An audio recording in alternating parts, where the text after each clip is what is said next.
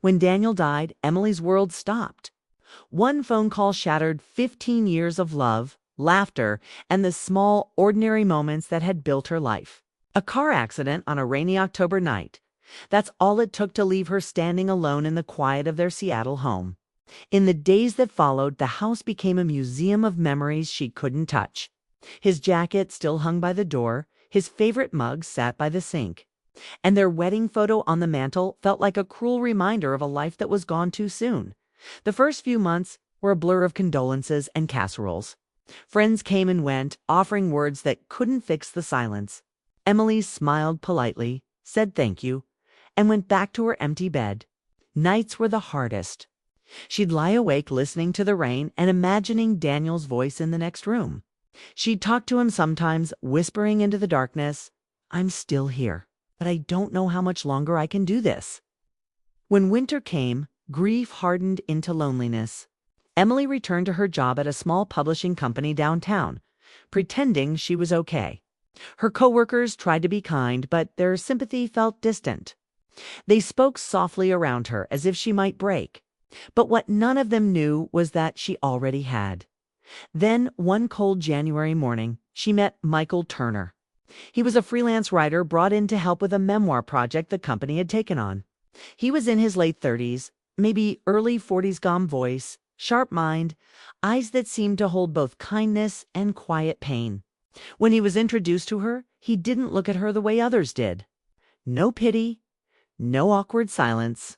Just a steady, respectful smile. "Emily, right? I've heard good things," he said. His tone was gentle, warm enough to melt the ice she had built around her heart that day. They talked about work deadlines, edits, schedules. Nothing personal. But when she got home, she realized she hadn't felt that calm in months. There was something about him, something steady and safe. Over the next few weeks, their paths crossed often. Michael was a thoughtful worker, always early, always prepared, but never in a rush. He had a quiet humor that made tense meetings bearable. One afternoon, while reviewing a draft, Emily caught herself smiling at one of his notes in the margins. "Careful, this line might make readers cry like me." She laughed softly. It was the first real laugh she'd had in a long time. The next day, she thanked him for his writing style. "You make the words feel real," she said. He looked at her for a moment and replied, "Maybe that's because I've lived some of them." Something in his tone told her there was a story behind that. But she didn't ask. Instead, she just nodded. For the first time, she wanted to know more about someone else's pain. It was easier than facing her own. One rainy evening, they stayed late at the office, finalizing chapters. The building was nearly empty, and the sound of the storm outside filled the silence. When the lights flickered, Emily jumped slightly. Michael chuckled softly. "You okay?" he asked. She smiled nervously. "Yeah, just storms always make me uneasy." He leaned back in his chair. "Not me. I like them. They remind me that even chaos can be beautiful." She stared at him, unsure what to say.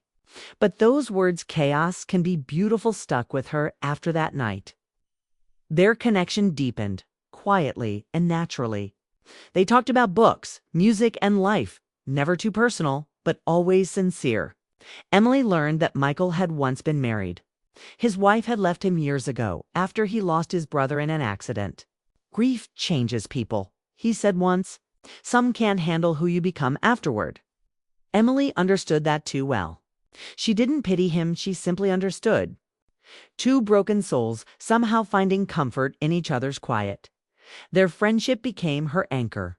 Each morning she found herself looking forward to work, to their conversations, to his steady presence. It wasn't romantic, not yet, but it was healing. He never tried to fix her. He just listened. And that, more than anything, made her feel seen. One afternoon, while reviewing edits together, Michael said, "You have a good eye for emotion, Emily. You see what most people miss?" She blushed slightly. "Maybe because I've felt too much of it lately." He hesitated, then said softly, "Sometimes feeling too much just means you're still alive." Her eyes met his. For a brief second, it felt like the world outside stopped raining. Later that week, Michael invited her to a local art exhibit he was helping write about. At first, Emily hesitated. The thought of being out in public, smiling, pretending to be fine, it scared her. But something about his tone made her agree. Just as friends, he added, as if reading her thoughts. The gallery was small but beautiful, filled with warm lights and quiet piano music. They walked side by side, speaking softly. Emily felt strangely alive again, like she was stepping out of her grief for a few precious hours. They stopped in front of a painting. Woman standing in a storm. Her hair wild, her eyes fixed on the faint glow of sunlight breaking through the clouds. "What do you see?" Michael asked. Emily stared for a long moment. "Hope," she said finally, "but also fear. Like she's not sure she deserves the light yet." Michael nodded. "Maybe she's just waiting for someone to remind her that she does." Their eyes met, and something silent passed between them. It wasn't love, not yet, but it was something real. Something that made her heartbeat quicken in a way she hadn't felt in years. That night, when Emily returned home, she sat by the window, her favorite place to think. For the first time in a long time, she didn't feel crushed by the silence. Instead, she found herself remembering the sound of Michael's laughter, the steadiness in his eyes. She whispered to the empty room, "Daniel, I think you'd like him." It startled her to say it out loud, but it felt right. Daniel had always told her she had too much love in her to live life alone. "Promise me you'll keep living, even if I'm not there," he had once said, half-jokingly. At the time, she laughed. Now, those words came back to her like a whisper. The next morning at work, Michael greeted her with his usual warm smile. "You look different today," he said. "Different." "Lighter," he said simply. "Like you've let go of something heavy." She smiled softly. "Maybe I have." From then on, their friendship grew stronger. They shared lunches, coffee breaks, and quiet talks that stretched into the evening. There was no rush, no pressure, just understanding. Emily found herself laughing again, noticing little things she used to ignore: the warmth of the sun, the smell of rain, the way life kept moving forward even when she didn't feel ready. But deep inside, a new conflict began to grow. Every time she looked at Michael, she felt something she couldn't name, something gentle yet powerful. Guilt followed closely behind. Was it wrong to feel this way? Was she betraying Daniel by letting her heart stir again? One night while driving home, she found herself crying, not from sadness, but from confusion. She missed Daniel terribly, but she couldn't deny the warmth Michael had brought back into her life. He reminded her what it felt like to be seen, to be cared for, not out of obligation, but out of genuine connection. She didn't know what would come next. She only knew that something inside her had begun to heal. And that scared her as much as it comforted her. The next day, Michael surprised her with a small gesture: a cup of coffee with her name written on it and a simple note on the lid. "For when the world feels heavy." Emily smiled as she held the cup, tears threatening her eyes. No one had done something that thoughtful for her since Daniel. And that's where the first part of her story ends, with Emily sitting at her desk, holding that cup, realizing that maybe, just maybe, life was offering her a second chance. She didn't know what it meant yet, or where it would lead. All she knew was that for the first time since her husband's death, she didn't feel invisible anymore. She felt seen. She felt alive. And that terrified her just as much as it gave her hope. Spring came quietly to Seattle, soft rain giving way to sunlight that peeked shyly through gray clouds. For Emily, the world still felt unfamiliar, like she was learning how to live again, step by step. But something had shifted. Michael had become part of her everyday rhythm. And his presence brought color back to days that used to feel gray. They weren't lovers. They weren't even sure what they were. But there was an invisible thread between them, gentle, steady, undeniable. He never crossed boundaries, never said the wrong thing. He simply showed up when she needed someone most, and that alone began to change her. Emily still wore her wedding ring. Sometimes she would catch herself twisting it unconsciously during conversations with Michael. Once he noticed and paused mid-sentence. "You still talk to him, don't you?" he asked softly. She hesitated, then nodded. Every night, she whispered, Michael gave a small smile. Then you're doing better than most. You're still letting love guide you, even if it hurts. That night, his words stayed with her. Maybe healing didn't mean forgetting. It meant learning to carry both the love and the loss without letting either destroy her. Weeks passed, and their friendship deepened. They spent long hours working on projects together, but often their conversations drifted away from work. They'd talk about books that moved them, music that felt like memory, and dreams that once mattered. Emily found herself opening up about Daniel, their first date, his terrible cooking, the plans they never got to finish. She cried once while telling a story, embarrassed by the tears, but Michael didn't rush to comfort her. He simply sat beside her and said quietly, "You don't have to hide it. You loved deeply. That's something beautiful." For the first time, she didn't feel broken for grieving. She felt human. One Friday afternoon, the office decided to hold a small spring gathering. Emily almost didn't go. Crowds made her anxious, but Michael convinced her. "You deserve to laugh again," he said with that easy confidence that made her believe him at the event. She wore a simple blue dress, nothing fancy, but it felt like a step forward. When Michael saw her, he stopped mid-conversation. "You look different," he said. "How so?" She asked with a shy smile. "Alive," he said, before quickly looking away. The word hit her heart like a whisper she'd been waiting to hear. Alive, that night. They danced one slowly, not romantically, just to people moving quietly to a soft song. But when his hand brushed hers, something electric passed between them. They both felt it. Neither said a word. After that evening, everything between them carried a quiet tension. Not wrong, not inappropriate, just charged with unspoken emotion. A glance lingered longer than it should. A laugh came a little too easily. And every time Emily caught herself smiling at him, guilt followed close behind. One night, while working late, Emily finally asked the question that had been sitting in her chest. "Michael, do you ever feel guilty for being happy again? After losing someone?" He looked up slowly, his eyes thoughtful. "Every day," he said. "But I realize something. Guilt means we still care. But it shouldn't mean we stop living." Emily's eyes softened. "I don't know if I can move forward without feeling like I'm betraying him." Michael shook his head. "You're not betraying him. You're honoring what he gave you by not letting grief steal the rest of your life." She didn't reply, but the words sank deep into her heart. Days turned into weeks, and their bond became the quiet center of her life. One afternoon, while having coffee together, Michael received a call that left him visibly shaken. After hanging up, he looked lost. "Bad news." She asked. He sighed. "My mother's health is declining. I should go see her in Portland this weekend." Emily reached out instinctively and touched his hand, a small gesture, but full of warmth. "Then go," she said gently. "She needs you." He nodded, but his eyes held hers for a moment too long.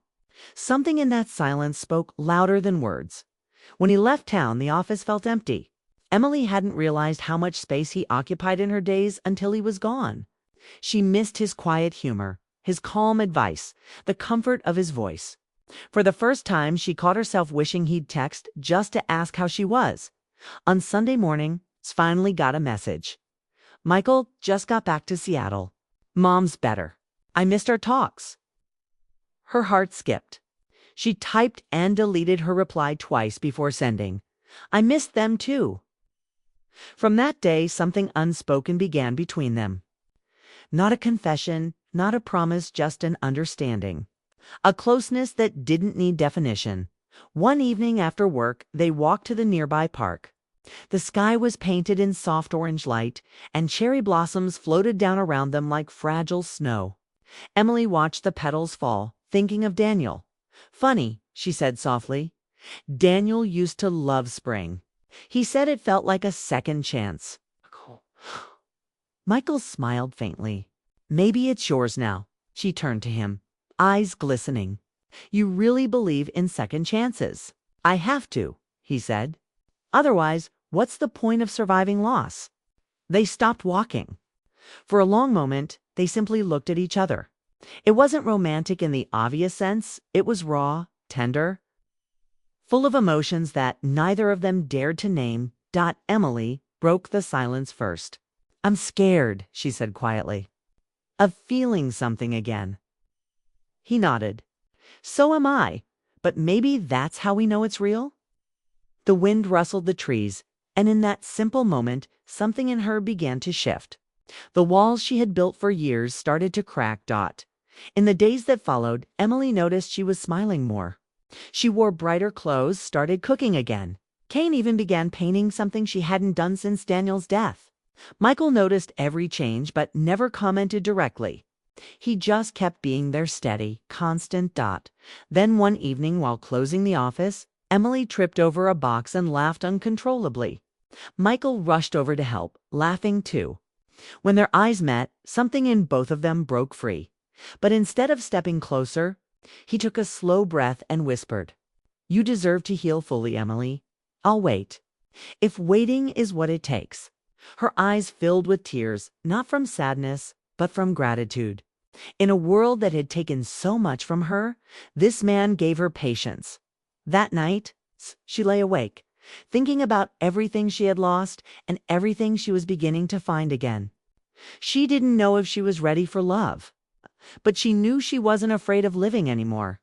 A few days later, Emily visited Daniel's grave for the first time in months. She brought one of her new paintings, a soft watercolor of the sea and sunlight breaking through clouds. She placed it beside the stone and whispered, "I think I'm starting to find my way again." "You'd want that, wouldn't you?" The wind blew gently, as if answering her. When she turned to leave, she saw Michael waiting by the car.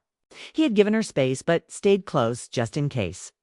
She smiled faintly, and he returned it with a look that said everything without a word. That evening, they went to a small diner by the pier. The light from the sunset reflected on the water, painting everything gold.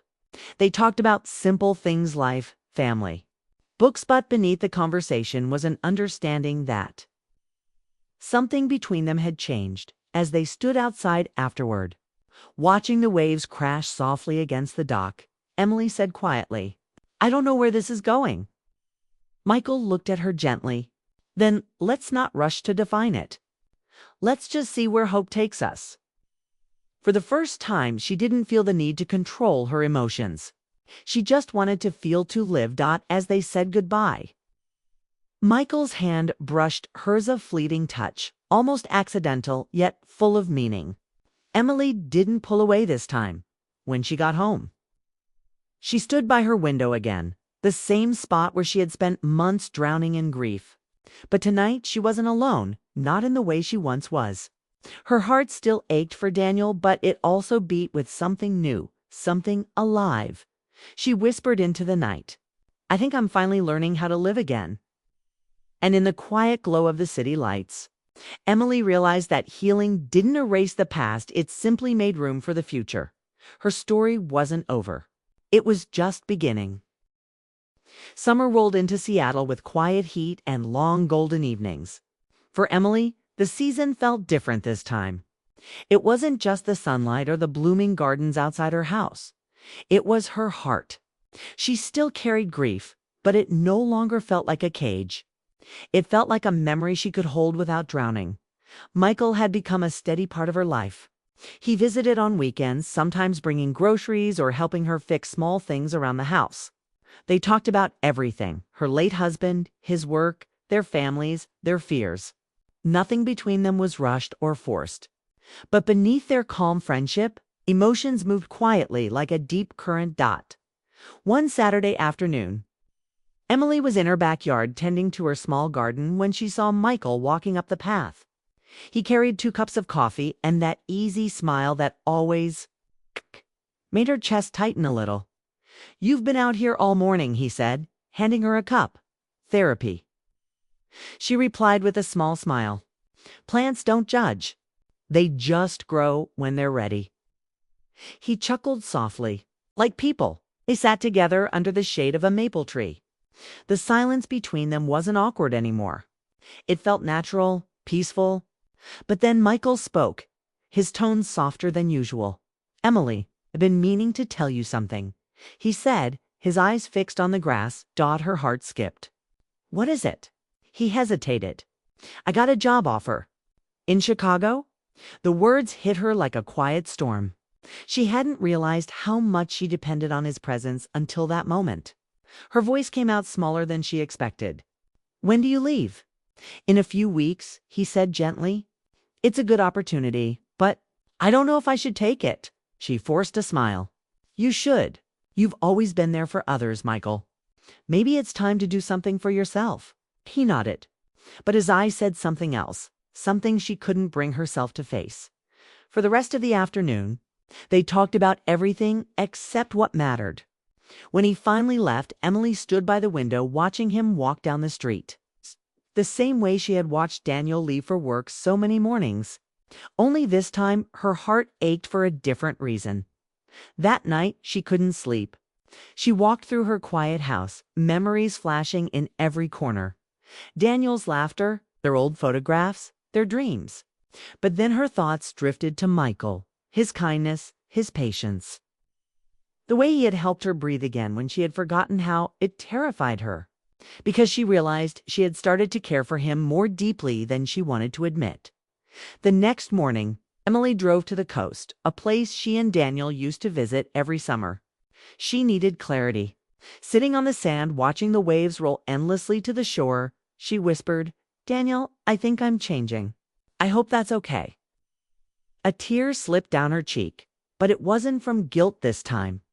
It was from acceptance. When she returned home, she found a letter in her mailbox. It was from Michael. Her hands trembled as she unfolded it. "Emily, I didn't want to tell you this in person because I didn't want to make it harder.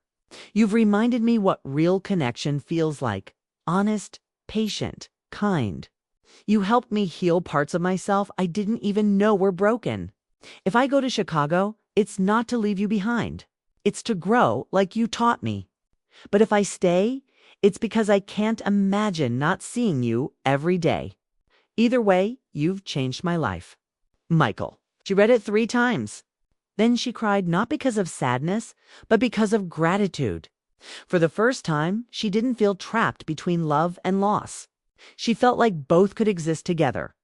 Over the next few days, Emily avoided making any decision. She threw herself into work, spent time with her daughter over video calls, tried to keep busy. But the silence where Michael used to be was impossible to ignore. Then one evening, as she was closing her laptop, there was a knock on her door. She opened it to find him standing there, rain dripping from his hair. "Letter in hand. I couldn't leave without seeing you," he said. Her heart pounded. "You're leaving tonight?" He nodded. "Flights in a few hours." For a long moment, they just stood there in the doorway, the sound of rain filling the space between them. Emily finally spoke. "You don't owe me anything, Michael. You've already given me more than you know." He shook his head slowly. "That's not what this is about. I just needed you to know. You made me believe in love again. Not the easy kind, but the kind that stays even when life breaks it apart." Tears filled her eyes. "I thought I'd never deserve that again." "You always did," he said. She wanted to say something, anything, but words failed her. Instead, she stepped forward and hugged him. A long, deep embrace that carried every emotion they hadn't spoken aloud. It wasn't passion. It was connection. 2 broken hearts recognizing each other's strength. When they pulled apart, he smiled. "Maybe this isn't goodbye. Maybe it's just ... later." She nodded, unable to trust her voice.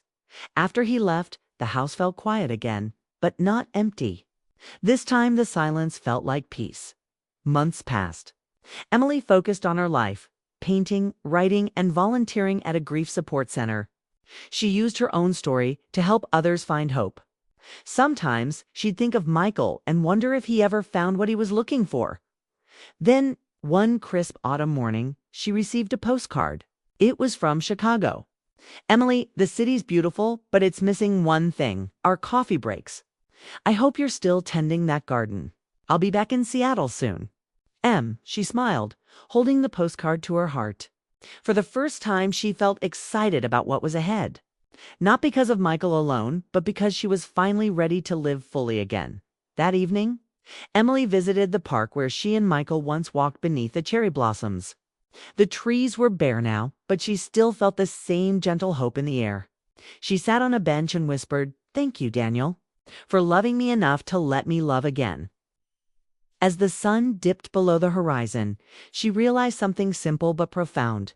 Love didn't end with loss. It transformed. It grew. When Michael eventually returned to Seattle, they met again, not as two broken souls clinging to the past, but as two people who had learned to heal on their own. Their reunion wasn't dramatic. It was quiet, real, full of mutual understanding. They walked together along the same pier where they once stood months before. Emily looked at him, smiling softly. "You kept your promise. You waited." Michael smiled back. "You kept yours. You lived." They didn't rush anything. They didn't need to. The connection between them wasn't built on passion or escape. It was built on patience, compassion, and the courage to start again. As they watched the sunset paint the water gold, Emily realized her grief had finally turned into gratitude. She had lost love once, but she had found something just as powerful, the ability to open her heart again. The wind brushed against her hair, and for a moment she swore she heard Daniel's voice carried in it, not sad, not distant, but proud. "Keep going," it seemed to say. And so she did. Emily smiled, took Michael's hand, and together they walked forward, not into a perfect ending, but into a new beginning filled with light, peace, and the quiet promise of love that endures. Because sometimes the heart's greatest healing isn't in forgetting who we lost, but in finding the courage to be seen again,